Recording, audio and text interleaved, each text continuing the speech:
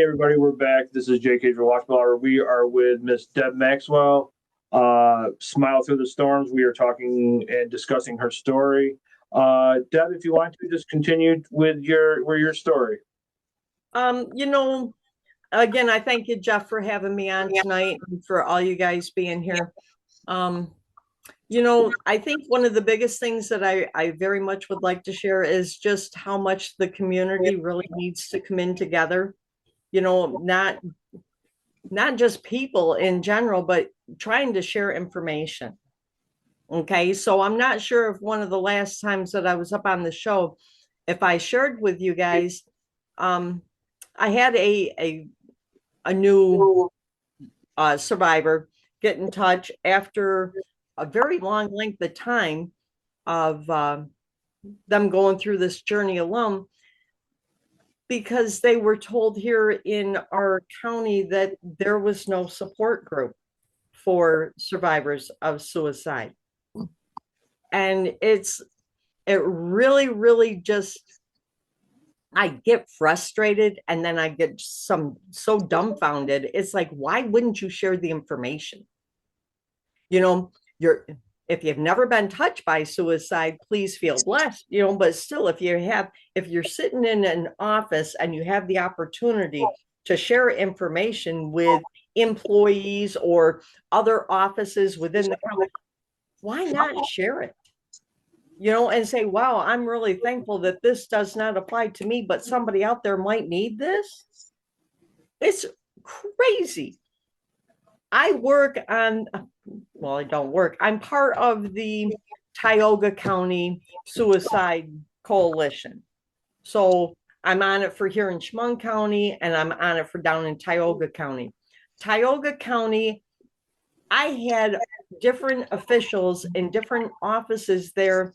Deb, can I get your information? Can I get your bookmarks? Can I share this information? And they are thanking me for it. Here in Chemung County, no, not so much. I have to beat down the sidewalks, and it's like, why? Why is it this way? Yeah, that's a really, really hard question to answer. It doesn't seem like it is, but I think with suicide is there's so many different situations that cause it. And I think the real reason is people don't know what causes it. Right.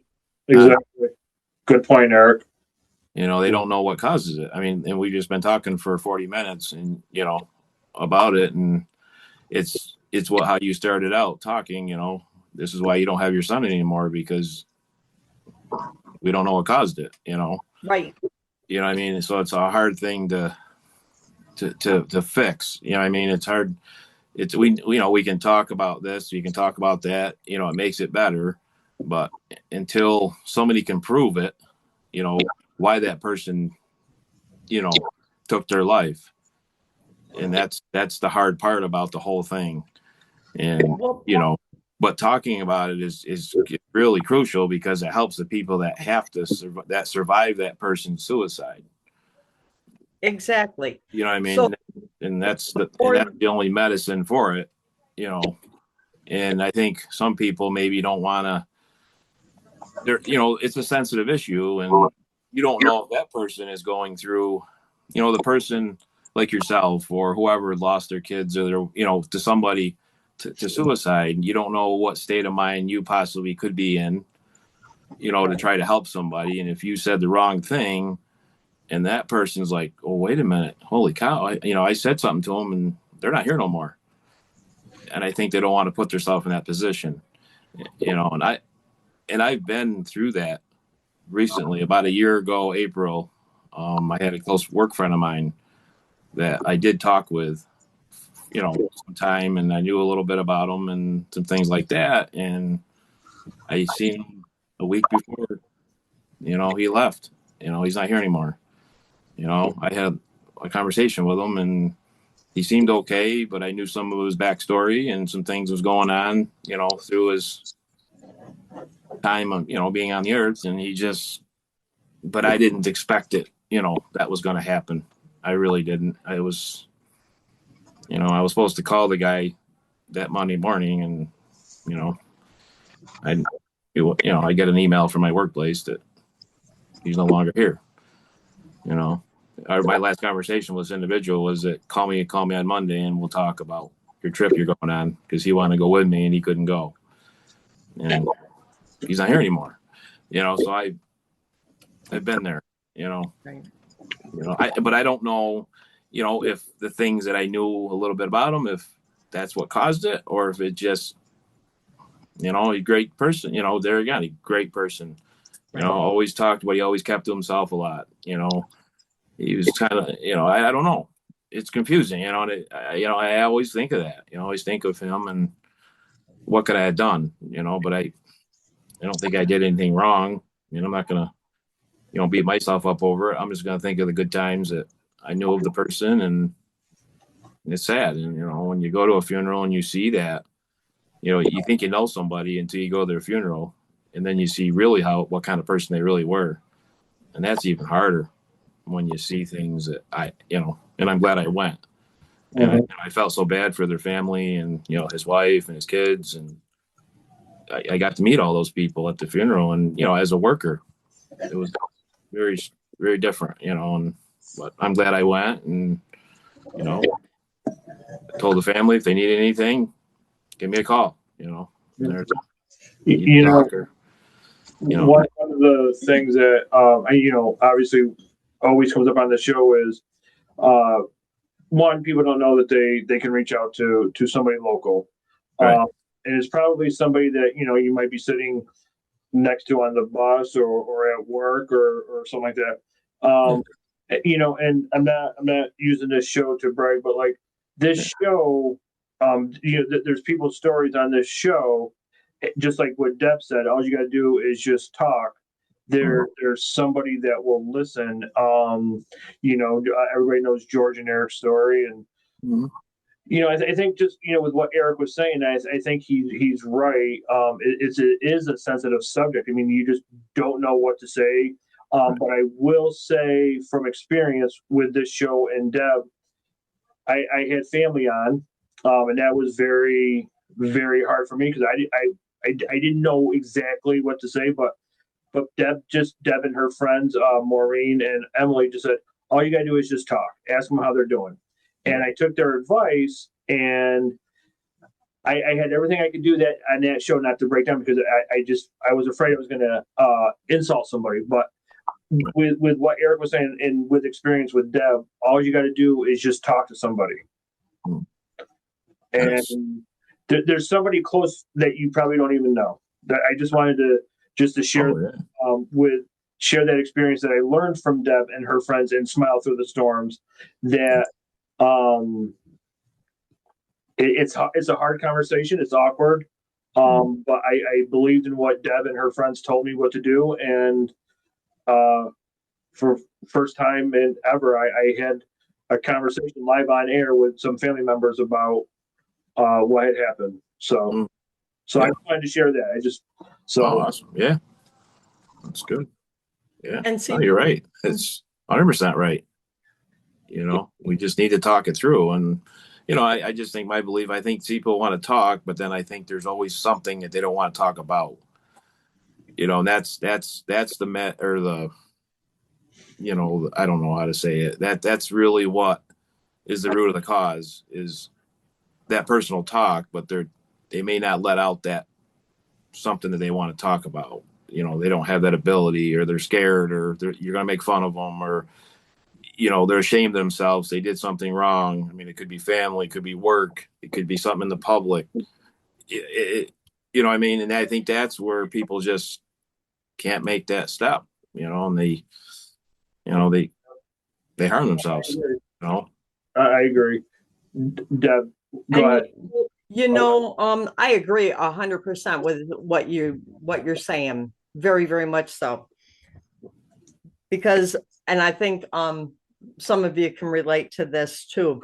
When I've been on before, one of the bigger things that I look at now is how, because men are predominantly the ones who die by suicide. Okay. Men predominantly do not talk about their feelings, and they predominantly do not ask for help in any way, shape, or form. Because when a little boy is being raised, how is it that that little boy is raised differently than a little girl? Little girls normally are allowed to cry when they get hurt. It's okay. You get love, you get hugs, you get this and that. Little boys, you stop your crying. It's not all that bad. I'm not saying everybody has done this. I was guilty of doing it. I had 2 sons, 2 daughters.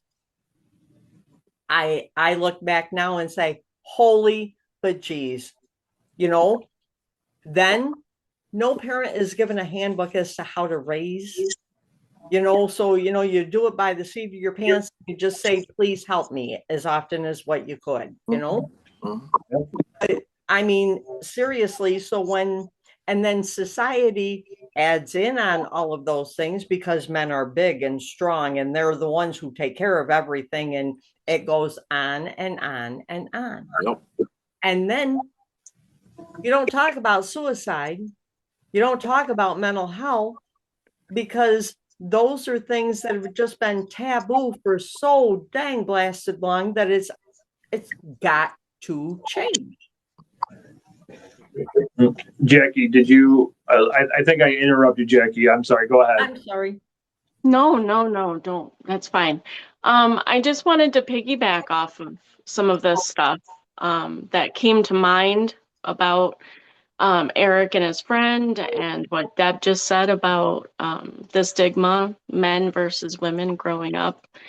There is, I don't know the name of the guy, but he wrote a book about his experience, and he was going to jump from a bridge. So I don't know if any of this would ring a bell to anybody, maybe Deb. All it took was one person to stop and ask him how he's doing, or are you doing okay, guy? And he actually changed his mind that day. So it reminded me on how just our society is anymore, is that we stick to ourselves. We don't even like know our neighbors.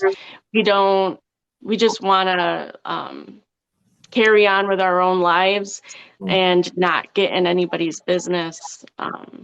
So I think if we, can accomplish anything by having Deb on, by doing our podcast, and by stating what our mission is every time we come on to the podcast. I mean, we can only do so much, but it does only take maybe saying hi to somebody and giving somebody a smile to make that difference. We just don't know how much of a difference we would make by being kind. I mean, that is the most simplest thing that we can do for anybody, is to smile and say, hey, you're looking like you have a bad day, or even to say just hi, how you doing? Does anybody ever want to answer that question? Or you hope that that person isn't being too fake on asking that question. But I think it only takes just doing that little bit, and us having this podcast and having this platform. Deb's trying to get into the community and make it more of a thing to discuss, suicide, the surviving part, and also prevention. So I'm just going to end with a question to Deb. Deb, are you actually going to some schools? Is that something you do? I am going to be attending my first training that American Foundation Suicide Prevention conducts in April. Okay. Everything else I have read through online, met up with other individuals who have held groups, gotten booklets from, and I mean huge books, from a woman out in California that she started Friends for Survival, and her name's Marilyn. She's 83 years old. She started her group out there when her son had died by suicide back in the 90s. And she sent me all of her paperwork and a beautiful book. So everything that I've done has all been self-learned until this upcoming training that I'm going to be taking. So I think I've learned a little bit. Yeah. You know, You're doing great. Yeah.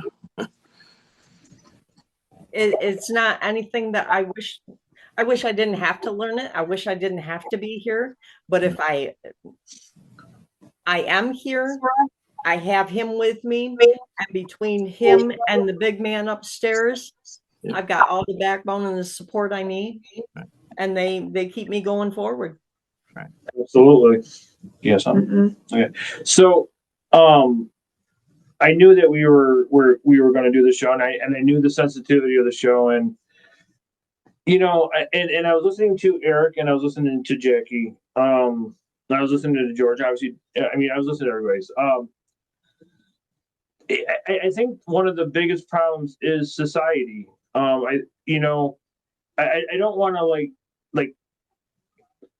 if a celebrity completes suicide, you know, the world is all up in an uproar. But the individual in the next county, like they don't even Bat an eye. And I think I know this is going to be very wrong, and I apologize for saying this. And this is just my opinion.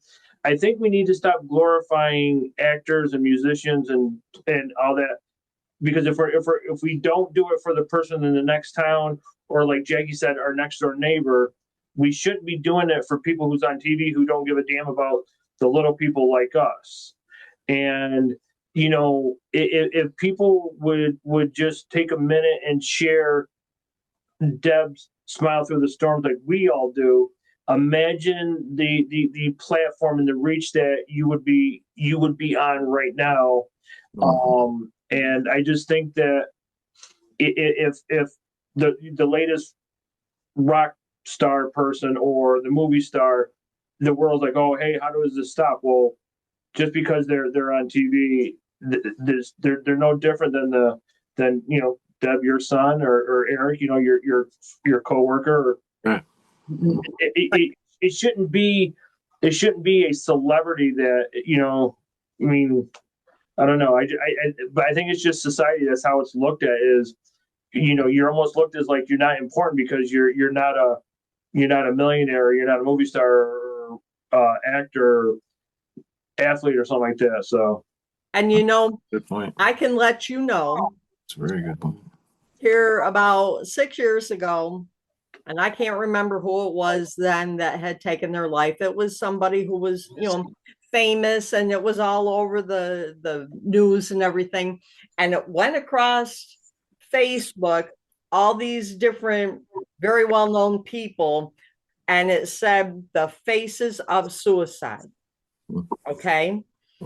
Well, I took that picture and I made my sons right over the top of one of them, and I shared that. I go, now those are the faces of suicide. Robin Williams, I love him like there's no tomorrow. His family hurts us same damn way I do. It does not matter how much money he had, it still hurts. My son died, he died. It doesn't mean that my son didn't matter as much as what he did. Yep. Yeah. And I got a lot of different comments. Emily, the one who was in group, she goes, Deb, I really like how you did that with Bub's picture. Can you do that for me with Joey's? Heck yeah, I can. And I did. And I said, you know what? That's just us. We're the only voice that they have. And I refuse. You know, 13 years ago, you wouldn't have heard me. I was very shy, very timid little lady. I went along with everybody because I didn't want to rock the boat. Well, you know, anymore, I'm one of these individuals to where I have said it to the people who have interviewed me here at local news. I'm his voice, and my voice will not be quiet until I take my last breath. Right. Something's going to change. Uh-huh. Yeah, and I mean, I think I'm just wishful thinking, but what if we all in our small community had a small platform to where you could have something like Smile Through the Storms. There should be Smile Through the Storms in every single town. There should be in schools. It should be in libraries. It should be on the public transit. It should be on every social media. Because I know right now that if because when this gets edited and uploaded, it's going to have Smile Through the Storms and all the contact information. And I know that if somebody say from Montana was to email you, I know that you would be right on the phone to him. So just we say that our podcast we're just trying to change the world. While sometimes we're idiots and we have fun and we make people laugh, but we try to change the world. But what if we had Smile Through the Storms in the local grocery market, or where people go and do their laundry, or if it's coming across the gas pump? Imagine what the world could be if that was to happen. Well, it's like Jacqueline was saying earlier. See, I am now one of those people to where when I'm in the store, I smile at people. Hey, how are you? And if a person asks me, how are you doing today? Right. I don't say, oh, I'm good. Well, today's a better day than what yesterday was. So thank you very much for asking. Mm-hmm. When I go out and I'm tabling events down at Tioga Racetrack, one of my favorite spots to where I table, because you get people coming in and out of the casino, in and out of the restaurants, and people always want to come up and see what you have sitting on a table there. What are you giving away? What are you doing? And the other Tioga suicide prevention's normally there with me, and they just stand back and they smile, because when people come up to me and they start talking and touching my information that I have there, and you can just see, and all I have to do is say, how have you been touched by suicide? And they start sharing and they start talking. Well, me, I'm a hugger. I am very much a hugger. I believe hugs are a healing thing. And when we get all done and they're fixing to walk away, I always ask, can I give you a hug? And the woman, Wendy Arnold, that I met years ago, she just looks at me and she goes, you have such a way with people. And I told her, I go, I just wish that I would have had this at the beginning of my journey. Yep. Mm-hmm. We're gonna we're with our platform, we're going to make sure that your word and your message and it reaches all over the world. So whatever we possibly can do to help. So I mean, thank you. Yeah, just to touch on, just before we go, I just go back to what Jeff was saying about the people that are like high profile people or celebrities or athletes or whatever, that are touched by suicide or do commit suicide.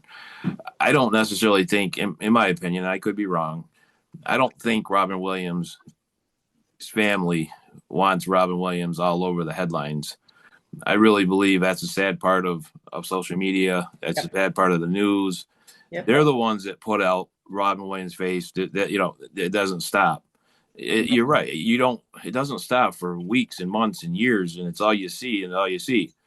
It's just people trying to get clicks and trying to get likes and trying to get advertisers on the behalf of somebody's family that are home hurting so bad, because they're stealing their pictures, they're stealing their whatever, yes, there is some people out there, no doubt, that they get a lot of attention, because they happen to have a job that's a high profile job. That's their life and that's the way they live.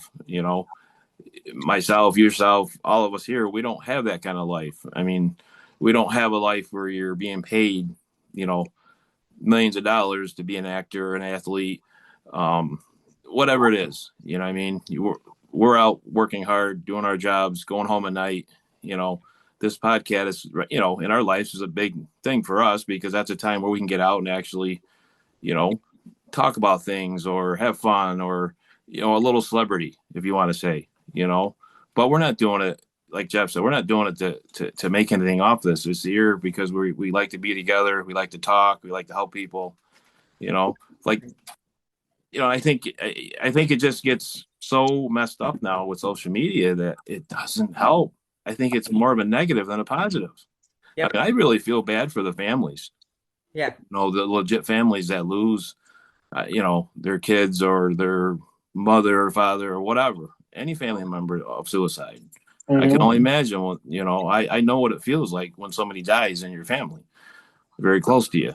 And I'm so glad we didn't have social media back then because, it was bad enough in the papers. I know what that feels like. I had that feeling of what 1,000 newspapers feel like when your family's in the newspaper and phone calls and media calling your house when your families die. I know what that feels like. When there's a national scene, I've been part of that. And it's sad, it's very sad. And I just don't think we spend so much time on that. We don't educate people like you're doing. And which is such a great thing, to get people to look at it, not just as, somebody died, it's sad, and let's make tons of money off it. That's what it is. Unfortunately, that's how it always goes. People donate. But, where's that money going? On the bigger scale, Right. You're doing it more at a local scale, but, where are those people? Where's that money on the big scale? Well, how come it doesn't trickle down to your level? You know what I mean?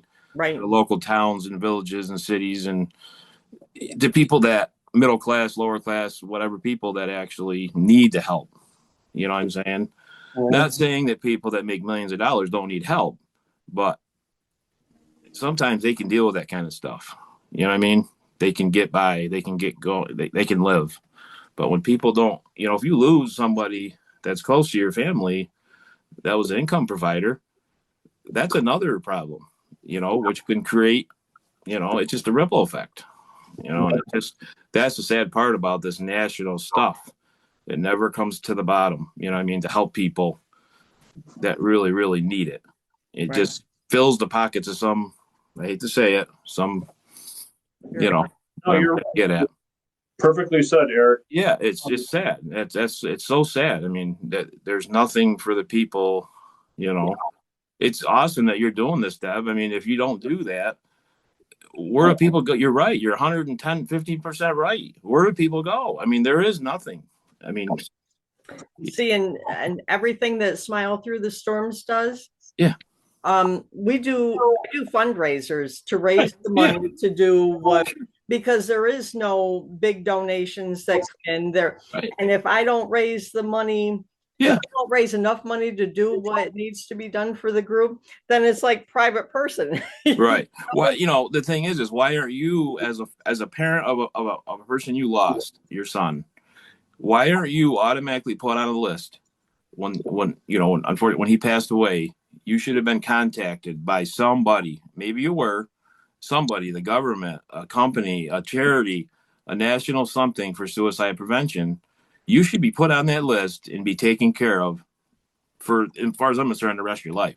You really, I mean, I'm not saying so much financially. If you need it, you need it, but you should at least how many phone calls have you gotten from a national, you know what I mean? When you nothing. Obviously you got nothing, but why not? That's the problem. It doesn't trickle down when we're affected. Right. You know what I'm saying? That's what needs to happen at the national level. In the month of January alone, worldwide, there was 80,000 people who died by suicide already in 2026. I believe it. In 1 month, 80,000 people. I'm surprised. And it's like, you know what? Mm-hmm. And then people want to sit back and say, oh, well, there's not an epidemic. Well, I don't know where you live. Right. But when I've taken it into, the schools and tried to share information as far as that, and people say, well, we don't talk about suicide in the schools because it'll put the thoughts in the young people's minds and everything. And I go, seriously, Exactly. we don't have problems like that here. And it's like children that age don't think about those things. And I get so very adamant and so frustrated about it, because then it's like, okay, well, how about if I give you the name and the phone number of the mother of the 10-year-old little girl who went and found her daughter hanging in her closet? Okay. Yeah. Mm-hmm. Because then I'm going to start getting all kinds of, this voice starts going, and Right. I get really, really heartbroken. Oh, yeah. And you should. I mean, you're a human being. Right. That little girl mattered. That mother mattered. And you're acting like, well, we don't have a problem. Yeah. You know, hold on. We have about just 10 minutes. I just want to say with it, maybe the person that's saying that we don't have a problem does, like Eric said earlier, they don't know exactly how to talk about it. So in their mind, if you don't talk about it, it will never come true. Right.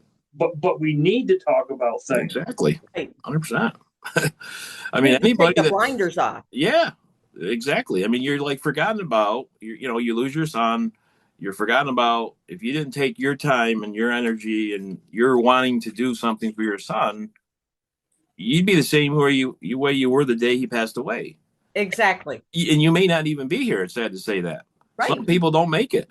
Exactly. I know what that feels like too. I know what it feels like to have parents that lose, their kids. I get how it goes. I know how they feel and how things affect their lives and their health. And I get it. It's like they're forgotten about, when people die. It's like, this is one of those things to where my son passed in 14, my mother passed in 16, my brother and my sister both passed in 2020.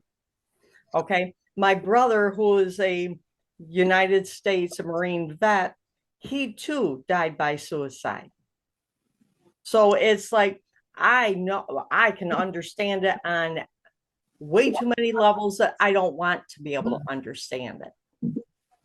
You know?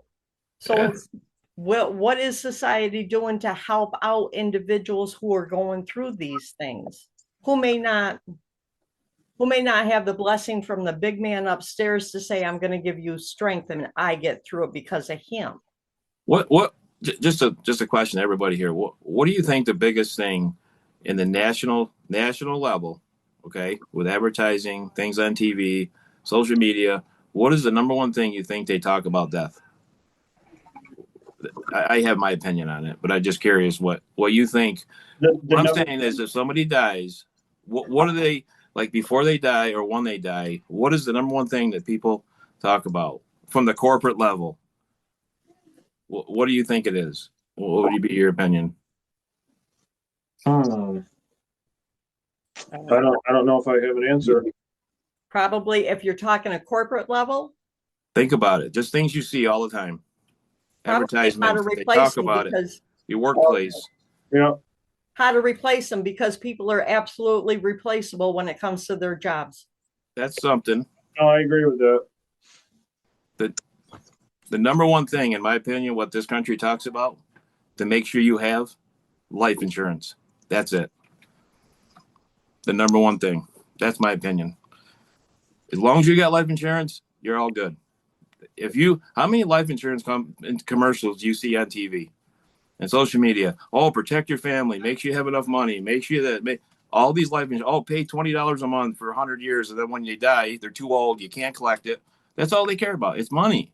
They don't care. They don't ever say, help people with suicide, help people with, cancer is one. There's a lot of different diseases. What I'm saying is the number one thing that they want to do is, and why is that? Yes, you need that, but why is that always a thing? Why is it always money? Why is it, why don't they talk about other things besides that?